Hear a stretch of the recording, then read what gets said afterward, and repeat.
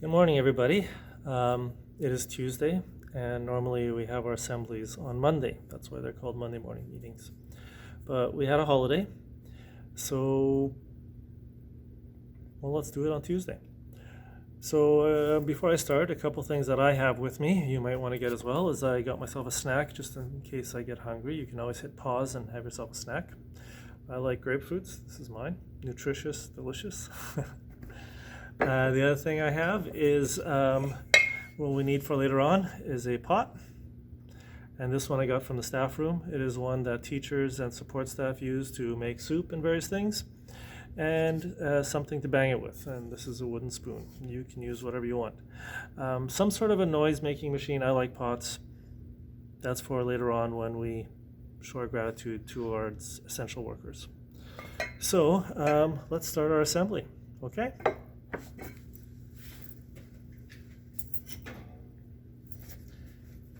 Good morning, everybody. Welcome to our Monday morning meeting. Welcome students, welcome caregivers, welcome family, welcome staff, and anyone else who's watching this video. We are sitting in a circle. Well, not really because we're all in front of screens right now, but for the Mount Pleasant neighborhood, it's a bit of a circle. So we're sitting in a circle. In a circle, we're all together. And in a circle, we are all connected. Thank you. So at this point in the assembly, we usually do our acknowledgement of the indigenous lands that we live on. And today I'd like to highlight the Tsleil-Waututh. The Tsleil-Waututh are a nation that lived on lands from here all the way down south through what is now Washington State and Oregon. They used to be quite a large nation of 10,000 people. Now there's fewer, between 500 and 1,000 members, official members that is, but they are growing. I've been told that since 1990 they have doubled in size, so they are vibrant and growing, as I see. And in our area around Vancouver, the Lower Mainland, there were around 14 Tsleil-Waututh villages. So that's quite a bit. And currently, their main focus is, as far as their energy, as far as what they want to do, is something called the Sacred Trust. And the Sacred Trust means that they are using their nation's resources to restore damaged land and protect these lands for the future. So when they see something going where somebody's hurting the environment, they use all their resources available to stop that, as well as to protect it for the future by creating parkland, by putting things into law, things like that. So we're very grateful for them for their hard work when it comes to that. So that being said, I'd like to acknowledge that we live, we learn. Right now we're learning remotely. We play on the unceded and ancestral territory of the Musqueam, the Squamish, and the Tsleil-Waututh Coast Salish people. Let us raise our hands in appreciation. Thank you. Now, as you are able and willing, you may stand for the singing of our national anthem.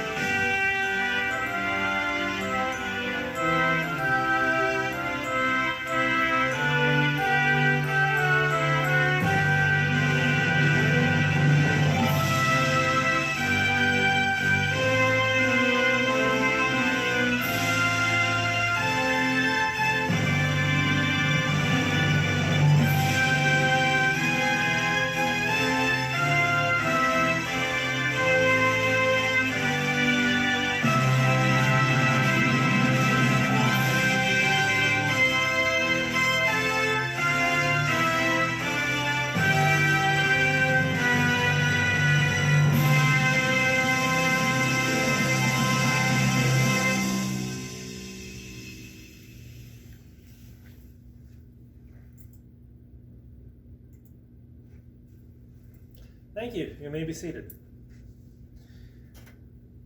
Let me grab my notes. So at this point, we normally have staff announcements or a class presentation, and today I have a presentation. Well, it's a video. I didn't actually create it. I found it. And at this point of the year, it's really important for many people in our community because there's a lot of celebrations that are happening. Now, one thing these celebrations all have in common, no matter what part of the world they're from, is it's all about getting together with family, with loved ones, with friends, and by celebrating together. Now, unfortunately, we can't do that this year. So that doesn't mean these celebrations can't take place. So for those people who are celebrating right now, I found this video about various ways of celebrating. So first of all, I'd like to wish everybody who's celebrating Passover a joyous and kosher Passover. Happy Easter for you celebrating Easter. Happy Vaisakhi, and I hope that Ramadan is a very memorable experience for all of those of you who are observing Ramadan right now. So here's a video of how people from all these various cultures have worked it out this year.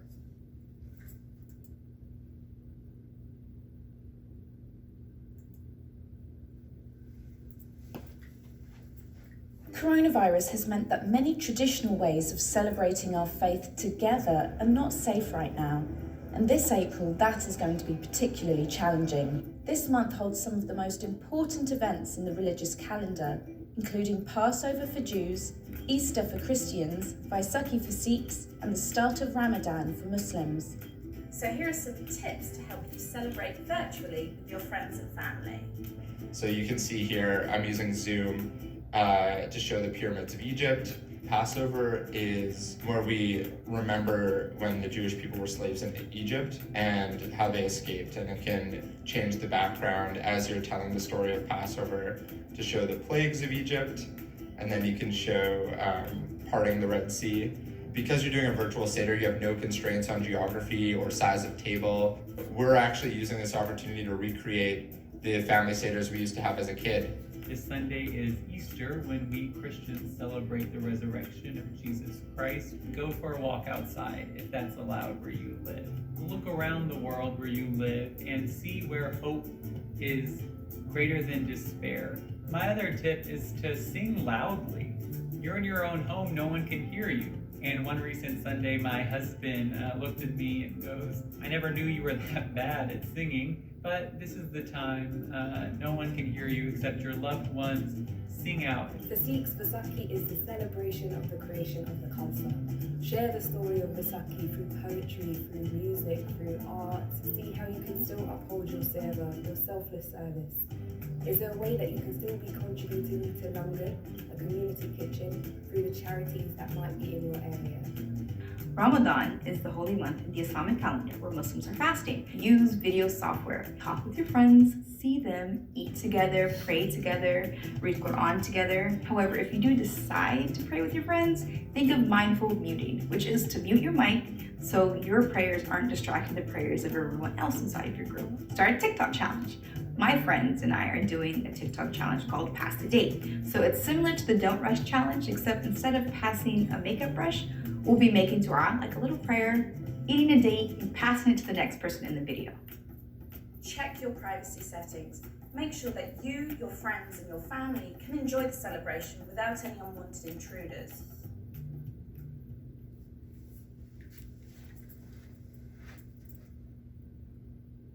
Coronavirus. All right, thank you very much, and hopefully that gives you some good ideas. All right, now comes to one of my favorite parts. It's the Bang Your Pots challenge, or not challenge, Bang Your Pots segment. And for that, let me get my pot.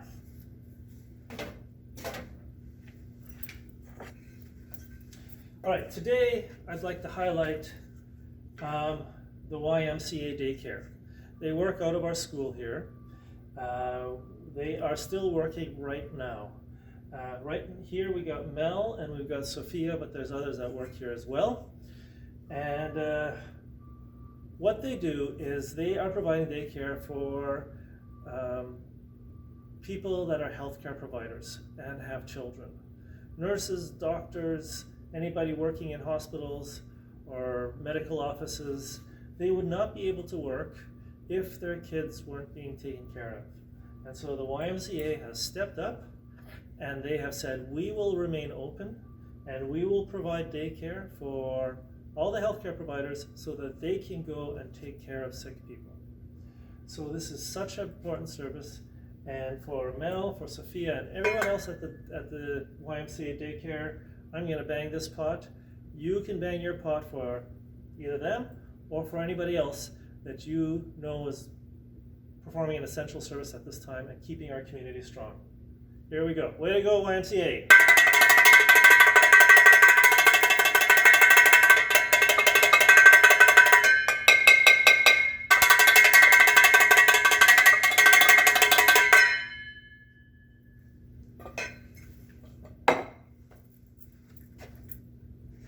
Okay, now we come to, normally we do grounds cleanup at this point, but there's no school here. So if you ever are going for a walk with your family, maybe you want to bring along a bag of some sort and some tongs or a stick that you can poke stuff with. Pick up some trash, make sure that our neighborhood and our school stays clean on the outside. Thank you very much. Whoops, that's the wrong one. Here we go. Now, to our little kindness segment. Last time I gave a little hint about like brushing your teeth without water. Today, here's an act of kindness which you can do for others. Even if you are staying most of your time inside, but if you want to do a kind act for somebody else, it can be something small, just letting somebody know how much you appreciate them. Now, we can't actually go up to people in the community and tell them that, but we can do it in other ways. One group that is still working and keeping our community strong and safe and together is Canada Post. Canada Post, the letter carriers are still delivering mail, and they are still, the drivers are still driving, the people that empty the mailboxes are still working that, the sorters are still working, they're all doing that. So one thing that I'm going to do is, my art isn't very good, but I think hopefully they'll appreciate it. I have a little sticky note. And on the sticky note, all I did was write a thank you. You can see here it says, "Thank you, Canada Post." And I'm going to stick this on my mailbox. And I'm going to put it there. Actually, you know, I have some leftover Easter chocolate left over, like those little eggs. Maybe I'll tape one of those to my mailbox as well with this. Anyways, that way I let them know that I really appreciate what they're doing. And it is an act of kindness. You know, so I'll do that, and hopefully they will see that, they'll appreciate that, and yeah, maybe you can do the same. Thank you.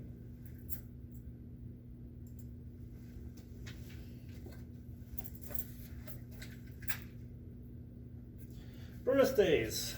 So, anybody who's celebrating a birthday this week, that includes yesterday and on the weekend, all the way through this week, if you could please stand. And remember last time, I didn't want to sing, so I brought some cats. I brought some cats again. These are different cats. So this is especially for you who is celebrating birthday this week. Stand up, and well, there's not much of singing going to go on, but we'll go for it.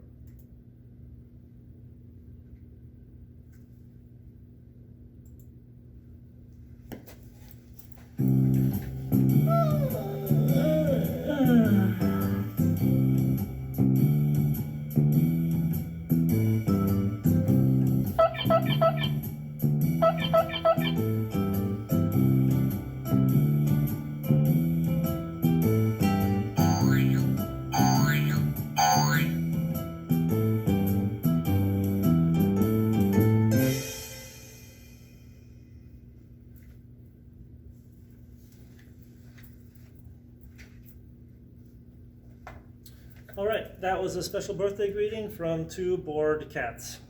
Well, hopefully your day is not as boring as for those cats, but regardless, happy birthday to everybody. I hope that you get a lot of messages and phone calls and things like that from friends and family. So that being said, if you have a friend you know is celebrating birthday, give them a call, FaceTime them, Zoom them, or whatever you do these days. And yeah, good luck. So that was our Monday morning meeting. I hope you enjoyed it, and I'll see you again next week. Stay safe and be healthy. And for those of you who may be ill, I hope you get better soon. Thank you.